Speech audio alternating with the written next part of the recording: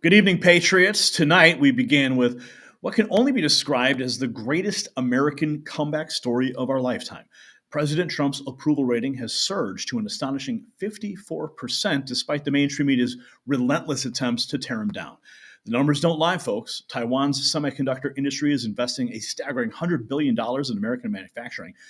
Not just businesses, though, but national security.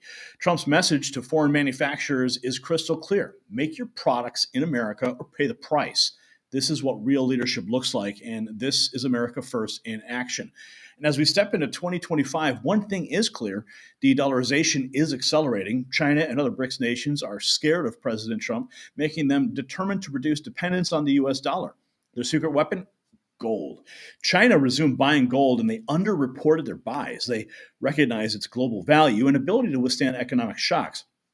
Gold is tangible, reliable, and immune to economic manipulation. And China wants to be prepared. They just don't want it known.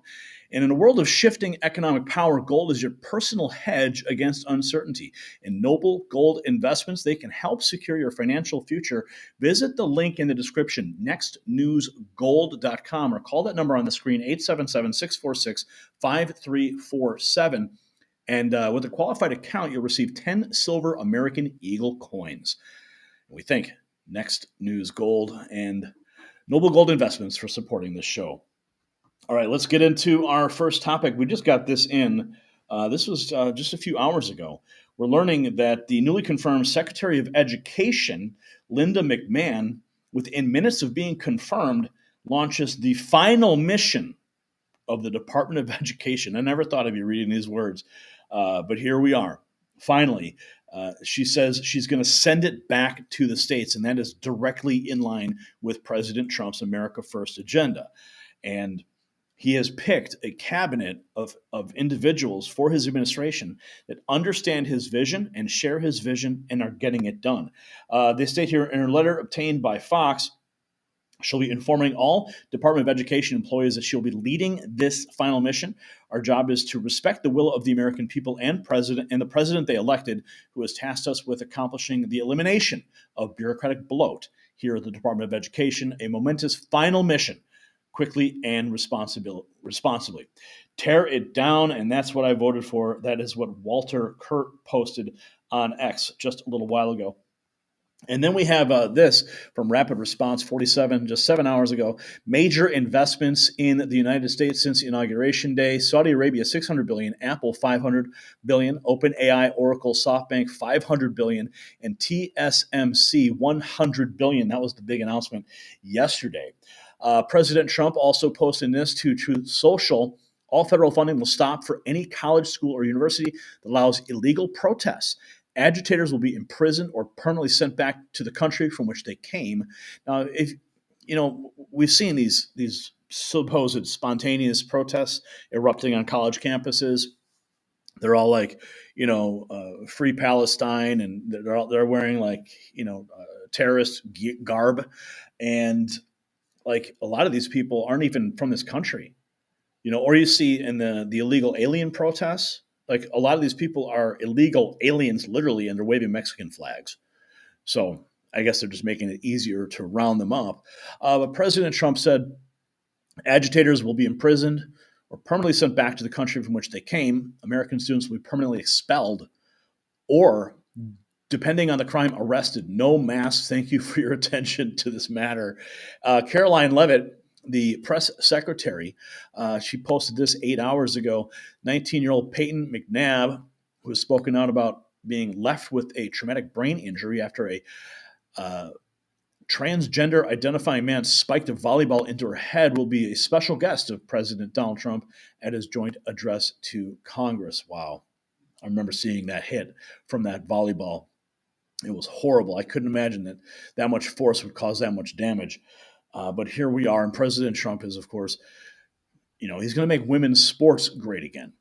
Rapid Response 47, Scott Bissent explains how cutting regulation is a key element to fixing the affordability crisis. This was on Fox News just shortly a while ago. It's insurance. There's affordability, and then there's inflation. Inflation is slowing. still not back to the Fed's target area. Affordability is this massive spike that we saw over the past 2 and 4 years, and we're going to try to bring the prices back down, whether it's insurance, whether it's housing. And a lot of this is going to be done through deregulation. I think one of the untold stories for the past 2 and 4 years is the amount of regulation that the previous administration put on households. There's several $1,000s of administrative burdens every year. And if we can cut that red tape and bring that down, then that's an excellent start on the affordability. There's affordability, and then Yep, it's time to bring down and cut the red tape so that American commerce can flow again. We've got more here. Ian Miles Chong posting this. This is from Ontario's premier threatening to cut off electricity to New York, Michigan, and Minnesota in an effort to hit Trump. What? Really? You think you're going to win, buddy? Governor of Kentucky, the dollars of contracts that we have with the U.S. We are the largest purchaser of alcohol in the world. We buy over 3,600 products from 35 states. I talked to the governor of Kentucky and Mitch McConnell. Don't touch our bourbon. I'm going after absolutely everything. And I don't want to. We keep the lights on to 1.5 million homes in manufacturing in New York, in Michigan, and in Minnesota. If he wants to destroy our economy and our families, I will shut down the electricity going down to the U.S. And I'm telling you, we will do it. It's unfortunate. I would rather ship you more electricity, ship you more critical minerals. I want to ship you more energy, more potash to keep your farmers going, and uranium that you use for your nuclear power. It comes through from Saskatchewan over to Ontario. And it's going to be a massive, massive problem. I'm telling you, we love the Canadians love Americans. I love the U.S. Everyone does. And not one American friend. When I lived there for 20 years, I've talked to all of them. Hardcore Republicans are saying this is the biggest mistake President Trump has done, and we're dead against it. And so, well, I think the biggest mistake here is that Canada is threatening us. First of all, he's like, we're the biggest importer of alcohol in the world. Well, first of all, that's not something to brag about, buddy. It means everyone in your country's got a drinking problem. And then for him to say, well, we're going to cut off electricity. Well, I guess thank you for revealing the blind spot there. Now we can fix it. We can amp up our own energy production here, and you can do whatever you want. All right. You guys will finally be sober, and we will have electricity that's not dependent upon you. So you guys can keep playing, and we're going to keep raising the stakes. Canada, you don't stand a chance, and I don't think you should be, throwing stones here in the United States. I mean, you can always become the 51st state. I mean, that would solve a lot of problems. Okay, we got more to get to in this segment on the raw feed. What is this? We have, this is Ali Marr. Thank you, Leader John Thune and Senator Tuberville for bringing the Protection of Women and Girls in Sports Act to the Senate floor. Let's listen to what's going on here. About 51. Women's sports. Right. Yesterday you held a vote trying to protect it. Let me just show this. This is a New York Times poll on whether trans female athletes should be allowed to compete in women's sports. Should not be allowed, 79%. You hold this vote last night, and it doesn't pass. Why? Well, because we didn't get a single Democrat. It got 51 votes on the floor of the Senate. It got every Republican who was there and voting. And I think what it tells you is the Democrats haven't gotten the message from the last election. I mean, this is a no-brainer. I said this on the floor last night. I had a finance professor in graduate business school who used to say there are some things that are just intuitively obvious. It is intuitively obvious to the American people that biological boys shouldn't be playing girls' sports. And that's why it's an 80% issue. And so the Democrats I don't know why they seem invested in defending this narrow issue, an issue that is clearly out of step with the American people, and frankly, from every perspective, just wrong. Bob Casey, the former senator from Pennsylvania, I would argue one of the reasons that he struggled to beat Dave McCormick and he ultimately lost is because of this issue. And Dave McCormick had a very strong ad. Of course, Trump had a very strong ad protecting girls and women's sports. John Ossoff of Georgia as a senator. He's up for re-election in 2026. Is this an issue that you guys will try to pound? Sure. I mean, I think this is an issue that every Democrat is going to have to defend. And you mentioned the impact that it had in Pennsylvania. The president moved forward with an executive order. This bill last night, it was Senator Tuberville's bill, Coach Tuberville's bill, was designed to codify that, to make it permanent. And but either way, the Democrats are out of step with the American people. And just as importantly, I mean, this is just wrong. Title IX was designed to give women an opportunity to compete, get college scholarships, all those things. This completely steps on that in a way that undermines girls' sports. I joked in the commercial break that you should have a test vote to eliminate Title IX, because if they're not going to defend it, why do we even have it? That's what let me also ask you this. So the Democrats blocking the bill. We've also got this. Man of memes. Oh, looks like someone's spitting some truth bombs. Oh, this is a great clip. If you actually guy just yelled in the street, Trump 2024. What makes you love Donald Trump? If you're truly a patriotic American, how could you not love Donald Trump? If you actually are somebody that does your research and your due diligence as opposed to being pushed by somebody else's propagandist talking points, how could you hate Donald Trump? He's the most popular businessman in American history. If you wanted a movie to be popular throughout all of before 2016, who has the most cameos? I find it funny that as soon as he became a Republican, he became racist. But name me that racist that won an NAACP award. I'll wait. Didn't we have peace around the world when Trump was in office? Why are we in war right now? Oh, and for that daggone bill, y'all want to keep talking about the border? Well, y'all okay with the administration giving $60 billion to Ukraine so they can put 1,500 at the border? Here's something else deeper for you to think about. Didn't they leave millions and millions of guns in Afghanistan unguarded and unattended and left the country? Directly after that, Xi Jinping and Putin came down and gave them legitimacy. Well, what happens after that? Oh, didn't Biden give Putin access to a gas pipeline? And then directly after that, he went to war with Ukraine. And then was it a coincidence that one of our basketball stars got locked up in Russia and we traded her for Victor Bout? So we traded the Lord of War for Brittany Griner with a whole bunch of unattended guns in Afghanistan. That's what you voted for. That's better than Trump. You need to wake up, bro. You need to wake up. And people are certainly doing that. We've got more. This is from Mario Naval. Trump approval rises to 54% despite media claims of slipping ratings. President Trump's approval rating climbed to 54%, up from 53% in early February. Numbers show strong support across demographics, particularly from men, 57%, and Republicans, 89%. And they got some more stunning stats here. Black voter approval jumped 49%, while Democrat support also rose to 22%. Even Hispanic approval ticked upward to 41%. JL Partners notes that other pollsters showing declines likely reflect non-responsive bias as Democrats avoid polls, not actual opinion shifts. And we've got this here. Successful and prosperous nation. We have a businessman running the country. Investments in the U.S. under Trump. It is huge. A $14.1 billion bid from Nippon Steel, $20 billion from Hussein Sajwani, $50 billion over 4 years from Apple, $500 billion over 4 years from Apple, $500 billion from Stargate, $600 billion from Saudi Arabia, and $100 billion from Taiwan Semiconductor. And we've got more. What do we have here? This is a Fox hit from 24 hours ago. It takes absolute courage or complete stupidity to go on live TV. Well, let's see what they're saying here. Cameraman. In other words, he said the president of the United States is a coward who is Vladimir Putin's puppet.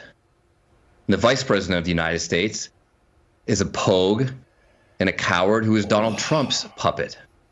Yeah, it's pretty, you said former Marine, and usually as a Marine we say, hey, listen, we're not former Marines, once Marine, always Marine, we formerly active duty, and it's a point of pride for us. We carry that, it's on my collar every time I come on this network.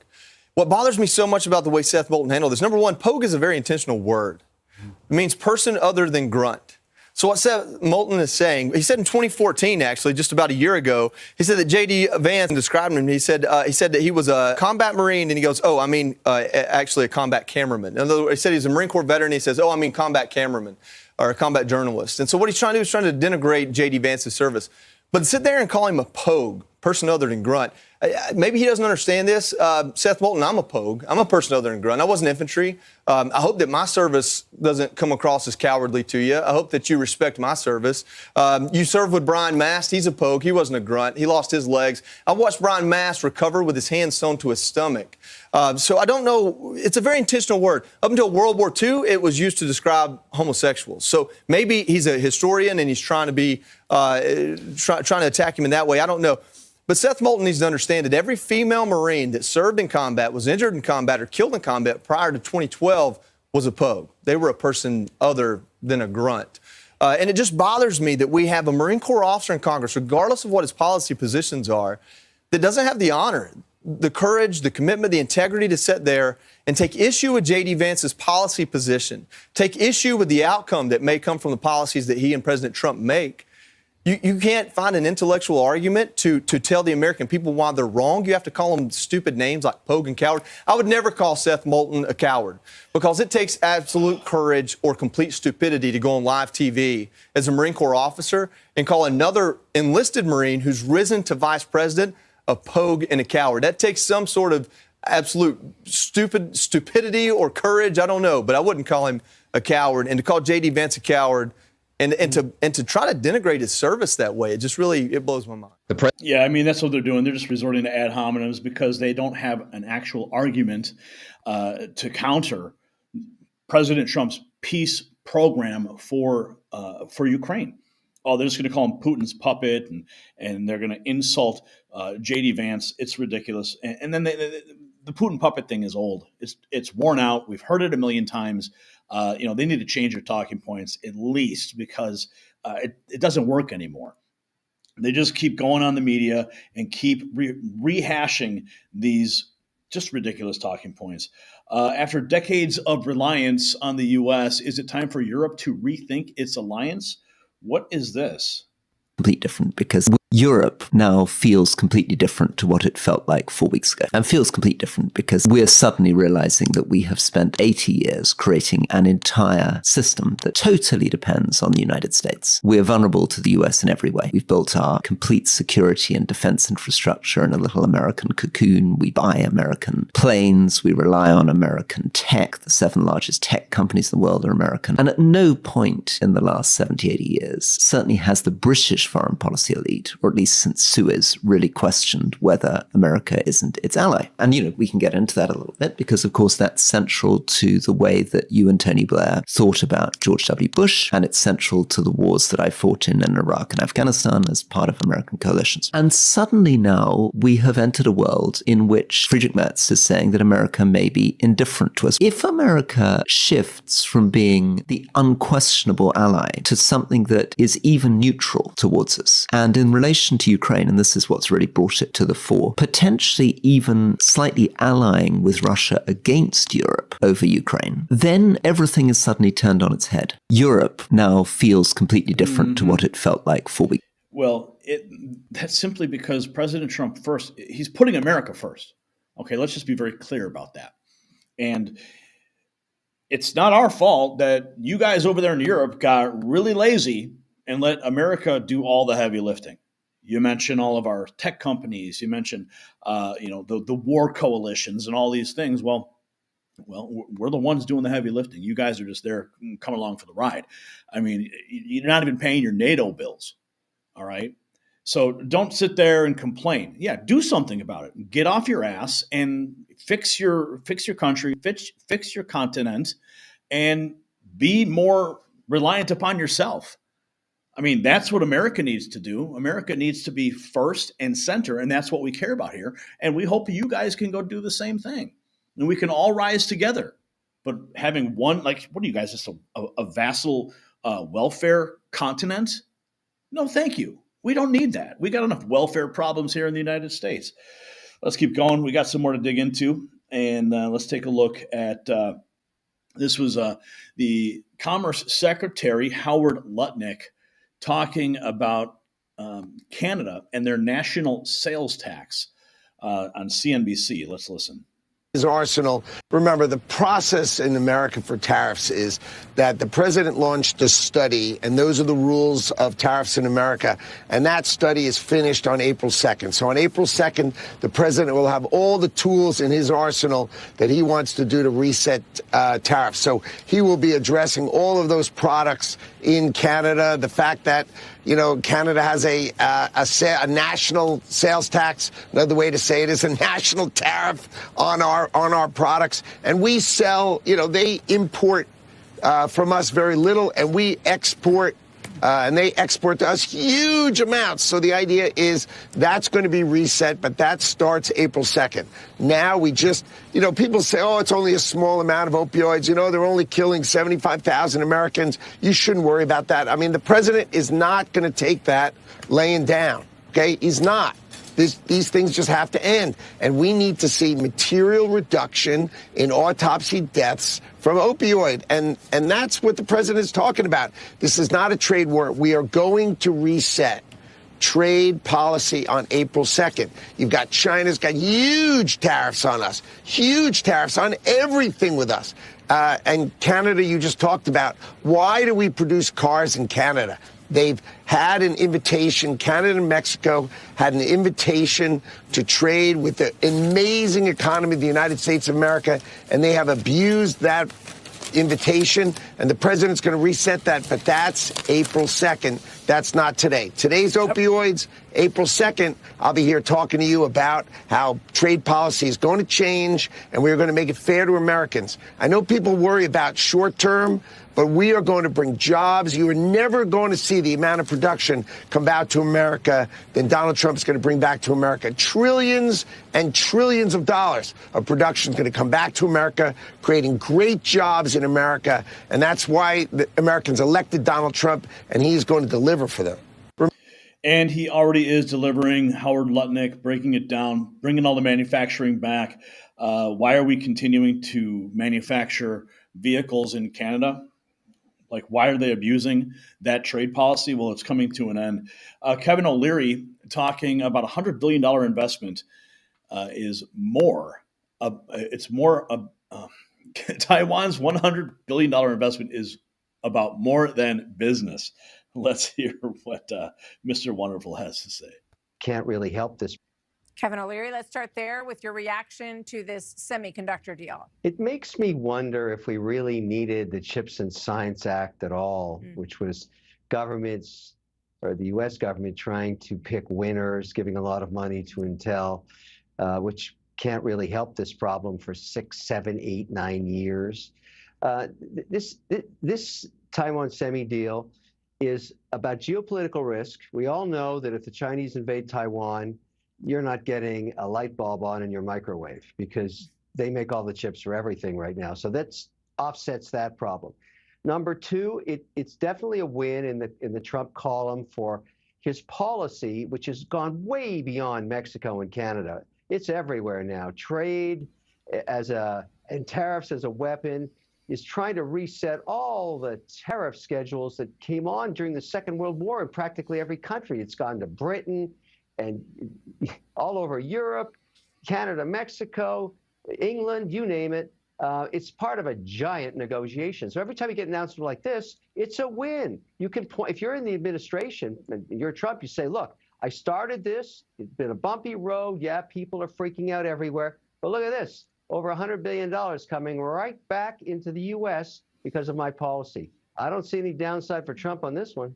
Kevin O'Leary, let's start there. No downside at all. But I do love his I love his attire as he's live there on Fox and he's wearing his flip-flops and his pajama bottoms. How nice is that? Of course, very wonderful. Mr. Wonderful right there, breaking down the beauty of having all this money shooting back into the United States now that Donald Trump is back in the White House. It is, it's amazing to watch all this stuff going down. What's this? This is from Piers Morgan. I trust Vladimir Putin more than I do media coverage of Trump's relationship with him. Oh, wow. That's a brutal indictment. I think this is Clay Travis. Legacy media Let's think about the interpersonal relationship between Donald Trump and Vladimir Putin, right? These guys have to talk, they have to meet. If you are Trump and you had to choose, who do you trust more? Vladimir Putin or the left-wing legacy media that accused you of only winning the 2016 election because Russia bought $100,000 or so in Facebook ads, and they alleged that you were somehow a Manchurian candidate for Russia, and you knew that none of that was true, and all of the Steele dossier came out, and the Wait a second. I mean, the only Manchurian candidate was Joe Biden. All right, he was Obama's puppet. So let's get real here. Whenever they bring up that whole Putin, Trump is a puppet of Putin, it's such a tired talking point. They're going to keep running with it for the next 4 years, I'm sure.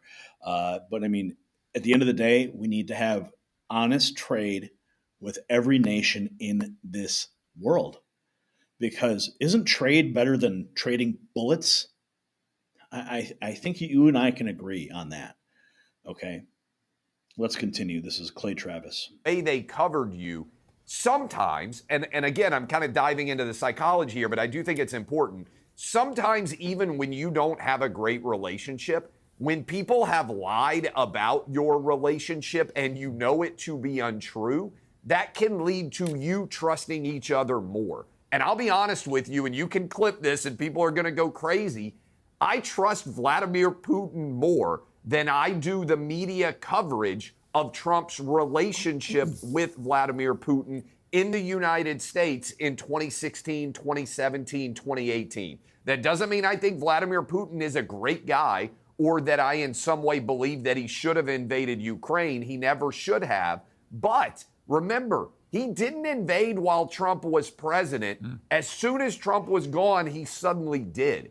That suggests to me that he actually respects Trump and what Trump might do and feared that more than he did Joe Biden. And that mutual respect means that I think we could get a solution here. Wow. Yeah, I certainly I trust Putin more than I trust the mainstream media, and that's exactly why we do this show. And speaking of puppets, we've got something here. This is going viral right now. You're going to love this. All right. There is a video that is circulating online right now, and it is hilarious.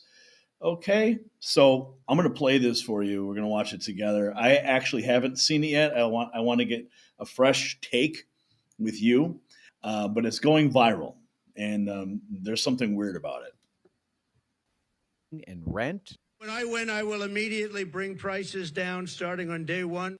That ain't true. That's what you just saw. Since day one of Donald Trump's presidency, prices are up, not down. Inflation is getting worse. Prices of groceries, gas, housing, and rent, and even eggs. Costs are all getting more expensive. Meanwhile, Donald Trump has done nothing to lower costs for you. Instead, he pardons violent criminals that beat police officers in the Capitol on January 6th. He's letting Elon Musk take a chainsaw to vital government programs. And he's giving him access to Americans' most sensitive data: Social Security numbers, tax returns, and healthcare records. He has fired thousands of essential government workers, people who are actually working to make the government more efficient. Why is he doing this? Trump, Musk, and Republicans are taking services away from you in order to make room for tax cuts for billionaires like them. The Republican plan is simple.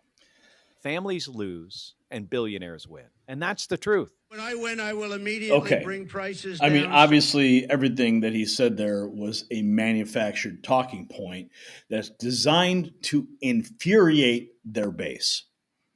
Well, it turns out that he wasn't the only one who said this. Yeah, we've got this one. It's a carefully staged performance, phony indignation, empty promises, and not a shred of genuine patriotism. Look at this. Here's Schumer and Booker and Pocahontas. I will immediately bring prices down starting on day one. That ain't true. That's what you just heard. Since day one of Donald Trump's presidency, prices are not down, they're up. Inflation is getting worse. Not better. The prices of grocery, gas, housing, eggs, of essentials. It's not getting... Oh, And folks, it's not just those three. They have spread this narrative to every single one of the members in the Democrat Party. Look at this. Here's a shot. Look at that screenshot, all saying the exact same thing. And this is probably the most frightening one. When I win, I will immediately bring prices down starting on day one. That's what you just saw.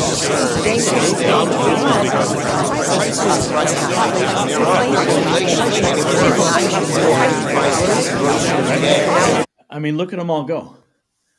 One after another. Just spewing the same talking points. And if you ask me, this is an act of desperation. Now, this is obviously a coordinated effort. I mean, it's clear to see this is a coordinated effort. They knew that people like myself would stumble upon this and recognize it for what it is, as a propaganda push. And it's really a poor attempt at creating a viral meme. And in fact, what they've done, it's backfired because they are the meme themselves. Okay, they have only proved that they all read from the same song sheet. Okay, and they're all out of tune. And look at one by one, they all hit the script slower and slower and slower. They're bringing it down. Who do you think's who's gonna win here? Who is gonna last the longest? Who has the most endurance, the most stamina?